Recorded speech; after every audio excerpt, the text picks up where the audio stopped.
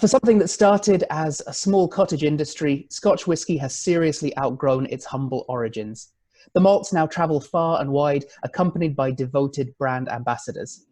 I'm joined now by Neil Strachan, ambassador not just to William Grant and Sons, but to Balvenie single malt whisky in particular. And he's ambassador not just to North America, but to the West Coast in particular. This business can get pretty granular. Neil Strachan, welcome. Hey Sam, how are you doing? Not bad, not bad. Sun's out here. Looks like the sun's just coming out for you as well. I think it's going to be another roaster here in Los Angeles. We're getting up to 37 degrees here today, so it's a hot May. It's something you probably weren't that used to growing up here in Scotland. No, definitely not. Well, we'll see how it goes. Let me know if you're overheating. Yeah. So this is actually personally quite a special one for me, because I would say that the first whiskey that really got me interested in drinking whiskey kind of seriously was one of yours. It was the Balvenie 12-year-old double cask. And I've talked to a few other people, and it seems like my story is not unique. So what is it about this particular malt that seems to break through people's defenses and get them interested in drinking Scotch? Yeah, definitely not the only one on that. I think for a couple of our team members around the world, ambassador-wise, it certainly was one of their like click whiskies that got them into the category. But for me personally, it was actually the first bottle of whiskey I was ever gifted as by my sister. So it means quite a lot to me as well. But when I look back to like my days as a bartender in Scotland, the versatility of the 12 double wood makes it such a great entry level whiskey that we don't have the same apparency of alcohol that punches you in the face like some single malts do. Of course, there's definitely a time and a place for them. We do love them. But it's almost, I would almost describe it as like a breakfast whiskey, an any time of the day whiskey, that because of its slightly less aggressive alcohols, flavors that we know and love, like honey and vanilla, with a twist of adding some more complex sherry notes onto it, it really gives you a really rounded entry level whiskey. And when I was dishing it out to like tourists coming in to enjoy Scotch for the first time, it was always the one I grabbed, and you'd see the smile on their face. However, I'm sure like yourself today, myself, when we go into a bar and we look around and what am I going to have to drink? And you see that double wood up there, you think, I'll just have a double wood. So, you know, from beginners to experts, you can still enjoy that whiskey. And I have the privilege of having it under my nose every day, pretty much. And it's always changing. You're always getting more and more from it in like different ways. It's really great, really enjoyable whiskey. Love it. For sure. And it's such a core whiskey now. And as you say, sort of people are choosing it at all levels. But when it came along, it was quite an innovation. You know, finishing a whiskey in a different cask from what it started was quite a new thing, which I think Balvenie was quite ahead on when it introduced it. But then you're also very traditional in many ways, keeping the floor maltings. So how do you know when to go boldly into the future and when to hold back and stay traditional? Yeah, that whole period of when cask finishing and double cask maturation was kind of starting off in the kind of early 80s with David and the Balvenie classic, David Stewart, our maltmaster, of course, and then with the Morangi company later on, you know, verbally using the term finishing. And what's nice about having, you know, one of the most experienced malt masters in the business at the helm and having our whiskey made in a way that we described as very much handcrafted, and we feel that the difference between good and great whiskey is that human eye and hand. So things like, as you mentioned there, having our own floor maltings allows us to really be able to experiment with different things on smaller batches that distilleries that buy all their malt in industrially will have a really hard time to do. And at the end of the day, and the Scotch Whisky Association does such a good job of this, it's protecting what is Scotch. And we, with any experiments, we never look to be too far away from the essence of the distillery itself. And that's something David Stewart's nurtured in his time making the Balvenie, that house style of a honey and vanilla sweetness. It's pretty much lurking it's somewhere in a Balvenie, whether it's a 12 to a 50. So. There's actually quite a few different whiskies in the William Grant and Sons stable, but it seems that each one gets their own brand ambassador in the different regions. So what is it that particularly makes a brand ambassador for Balvenie? So for the Balvenie and really like the distillery as a whole, we have like a overarching kind of theme to how we go about our business. And so it basically is, although we take our whiskey exceptionally seriously, we don't take ourselves very seriously. And I think that if you look around the globe, and from previous ambassadors as well that have held the position, we're certainly all a fun bunch. And when we get together, there's a lot of fun, but everyone on their merits are serious whiskey nerds, you know. And certainly when we get together, some of them I go, oh, you're crazy, your knowledge is amazing. So that's really what it's all about. And having that connection with the distillery as well is super important. That really our job is representing the people that make our whiskey at the distillery, which is an honor, you know. Mm-hmm. And in your time working as a brand ambassador, you've traveled quite a lot, and being ambassador to the West Coast is not your first role. So how did you find yourself where you are now? Well, I had the great privilege about 5.5 years ago of meeting the then head of commercial for the business in Southeast Asia in Scotland. I was helping out a friend that evening, doing a pop-up bar at one of the private houses at the site in Dufftown and Speyside, Torrin House, which looks onto the Balvenie. It was a VIP group. Didn't know who they were. We just knew they were coming over from Asia. So I made cocktails for them. And then the lady asked, Neil, do you know Balvenie 30? And would you be comfortable hosting a tasting on it? At that point, I'd luckily enough, still quite young, I was 28 at the time, I used to have a Balvenie 30 in the bar. So I'd served it, I'd had a nose of it, so I knew it.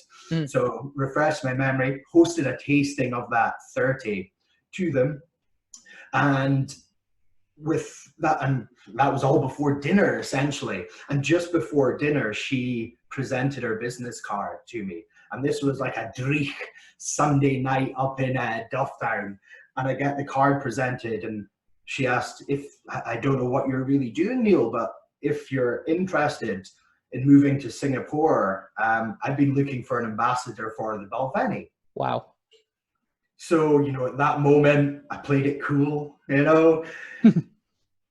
As soon as I got them sat down for dinner, there was screams, there was excitement, and there was big tiger punches of fist pumps going on there. But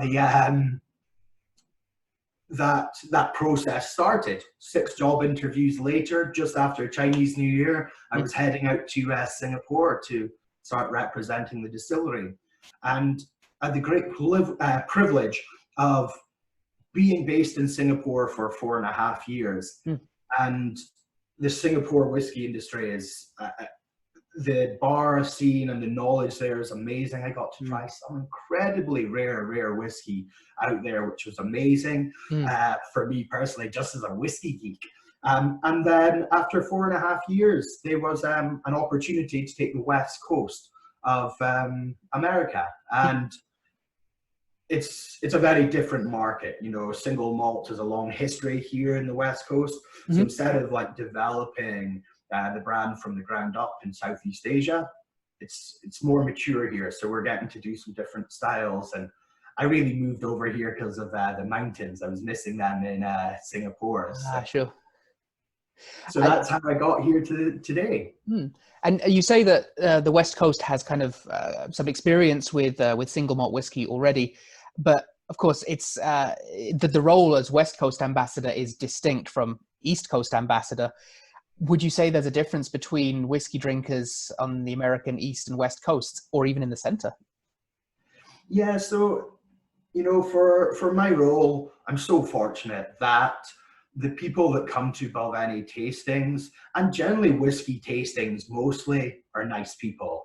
And you always have that similar connection that it's enjoyable to share a dram with someone and learn a little bit more about what you're drinking. Mm. But one interesting thing that I read and I saw that, and it goes into political preferences of states, Mm. is if you're a red state Republican or blue is a Democrat, you'll have different whiskey preferences. Mm. So what the data showed was that if it's a blue state, they're more likely to drink Scotch, Mm-hmm. and it's going to be preferred. Whereas the Republicans, the red side in those red states, what you'll see is American whiskey being slightly more popular there. Mm-hmm. And it's interesting, that balance. But in with this year and the last kind of year of being here, we were a little bit short on manpower with ambassador wise. So I had the great privilege of hosting tastings from Washington all the way back over to LA and everything in between. Right. And I must admit, I fell in love with that like Southern accent. Down in Alabama and Tennessee, people are just so nice. So yeah, I don't see too much differences for me personally, but there is that kind of link. So. And you might have put in a few good words in the red states for Scotch as well, and maybe boosted its profile a little. Oh gosh, I'm such a proud Scotsman. That chest just puffs out every time we're pitching it out. Well, speaking of which, so you know, you say that really all of this kind of started because you happened to be in the right place at the right time. You know, Dufftown. You're a native Aberdonian yourself, so being in Dufftown, it's not too far away. You know, you grew up with 50 of the world's greatest distilleries almost on your doorstep. Now, the whiskey travels, so wherever you go in the world, that's kind of going to be with you. But is there something from Scotland that you get really homesick about when you're away? Yeah, there's one thing in particular. I think moving to the West allowed me to do a lot of the things I like doing outdoors. But one thing about Scotland and Speyside in particular is the region Speyside gets its name from the river that runs through it, and it's equally as famous for salmon fishing. And I really miss salmon fishing with the boys, spending days and days on the river trying to snaffle a salmon, usually to no avail. But being based at Royal Deeside for a long time, just down from Royal Lochnagar Distillery, I used to fish the Dee a lot, and that's where I learned to salmon fish. And there's no better place in the world to spend your day not catching anything, but up in Royal Deeside or in Speyside on the river, just having a fish. And although there is salmon fishing in the Pacific, it's a little bit further north for me, and it's a different type of salmon. So a little bit of a different feel to the fishing. But yeah, fishing with the boys back home is my main miss. I guess the advantage of fishing on the Dee as well is you don't have to be looking over your shoulder for grizzly bears. That is it. That is definitely it. I'm not sure what I do with the grizzly bears. Yeah, I was just looking at bear spray the other day for the upcoming hiking season. So clearly you like to sort of get back to nature, it doesn't matter if you catch a fish or not, so long as you're out there breathing the fresh air, maybe hiking and trekking, you're a happy bunny. The question is, on these trips, which whiskey would be in your hip flask with you?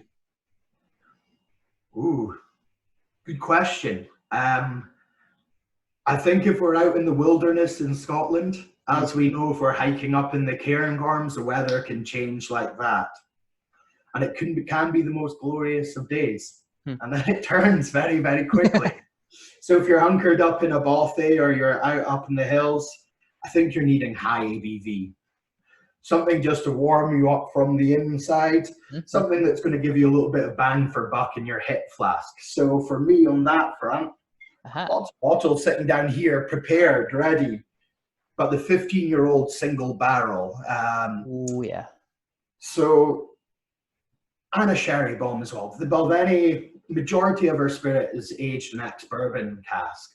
but that quality really still shines through in sherry casks. And what I love about this whiskey is it's big, you know, those classic bigger sherry notes, those dried fruits, those bigger spice notes. It's what you want to warm you up on those hills. So yeah, and also if you're putting it into a hip flask, that higher ABV gives you a little bit more bang for a buck, doesn't it? You can still sip on it and you get what you need from that.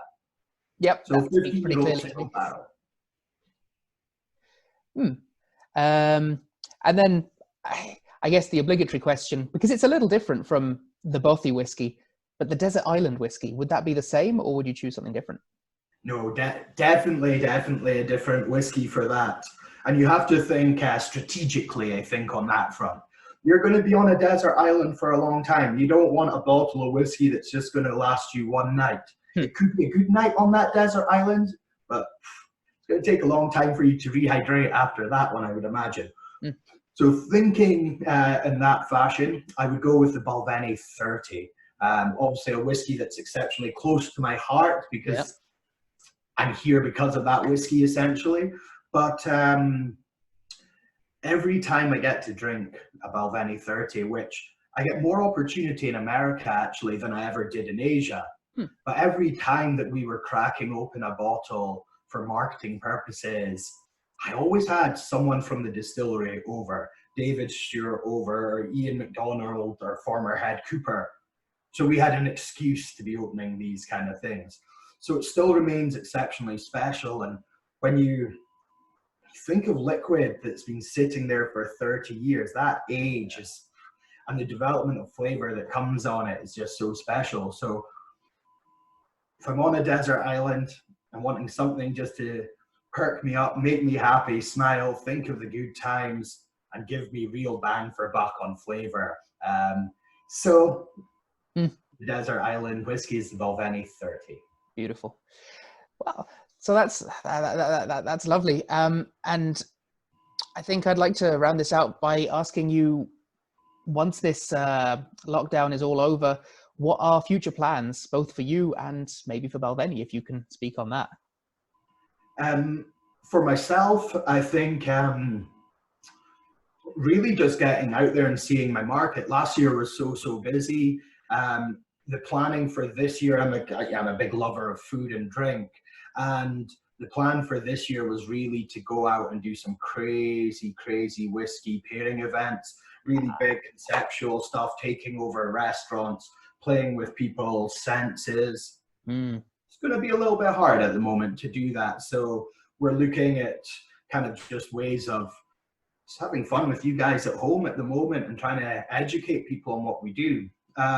But with the brand, we're coming to quite an exciting time, I feel, with the evolution of the brand. That last year we released the Stories range, showcasing stories from people at the distillery. And what's great about the people at the distillery is, you know, we have individuals that have worked for 63 years at the distillery. The stories that come with that are priceless. But then we have newer people. A young lady, Kelsey McKechnie, who is apprenticing under David Stewart, and she's his apprentice. She released her first whiskey last year, the first one that she'd ever really fully been involved in the development, the Sweet Toast of American Oak, an exceptionally easygoing, fun drinking Balvenie on that side. And with her coming up, we're only going to see more interesting developments from her, but also that Stories range. You know, we released 3 bottles last year. The new one, the Edge of Burnt Head Wood, was just released last week. And that's a Balvenie that uses heather to dry the barley. And it's our first single estate whiskey as well that we've released. So the barley has come 100% from our own farm. And there's a lot more than just 4 stories out there with the distillery. And really, it's going to be an exciting time to find these stories and find the liquid and give it to you guys out there to taste. So yeah, I'm very excited about how that's going to develop, and it gives me plenty of time to listen to like a nice warm northeast of Scotland Doric accent that I don't need the subtitles to understand. So those podcasts, please, if anyone is wanting to learn more about the Balvenie, go to our website and listen to those podcasts. Gemma, our global ambassador, does a great job in visiting all the people involved in the stories. So yeah, some extra listening for you guys. Perfect. Not content to keep running in place, Balvenie sort of charging forward, and I'm really excited to see what comes of it. Thank you. So are we. Well, I've got to say, it's been absolutely lovely. Neil Strachan, thank you so much for joining us this afternoon for us, morning for you. Yeah, no, thank you very much for having me. It's good. It gets me out of my bed and dressed nice and early, ready for the day ahead. Perfect. Well, that's grand. Maybe talk to you again sometime and keep doing what you're doing. Hopefully that's going to be cut, because that is a really awkward way to finish an interview. So Sam, in terms of innovation, is there anything that I can pass on to David Stewart that you'd like to see the Balvenie do in the future? Oh, well, that puts me in a privileged position. And I'd like to say that that was a complete surprise. But actually, I think I do have an idea. So there was a time a couple of years back, the SWA relaxed some of their restrictions on maturation. Not all of them, but sort of there's some new ways that whiskey can explore its relationship with wood. And something outside of whiskey that I quite like is mezcal. Smoky cactus juice, kind of like tequila, but a little bit weirder. And that sometimes gets matured in oak casks. Now, if that's possible and legal and of interest to David Stewart, I'd love to try a Balvenie mezcal cask. Well, Sam, I think I've got a cunning plan ahead. I think because I'm just a couple of 100 miles away from the Mexican border here in Los Angeles, you should come over and we should take a trip down and start sampling some mezcals. There's a load of them, lovely small batch producers, and sounds like a cunning plan for a trip to Mexico to source some casks for David to play with. Sounds like potentially a whole new trend as well. Watch this space. Yeah. That's perfect. Thank you.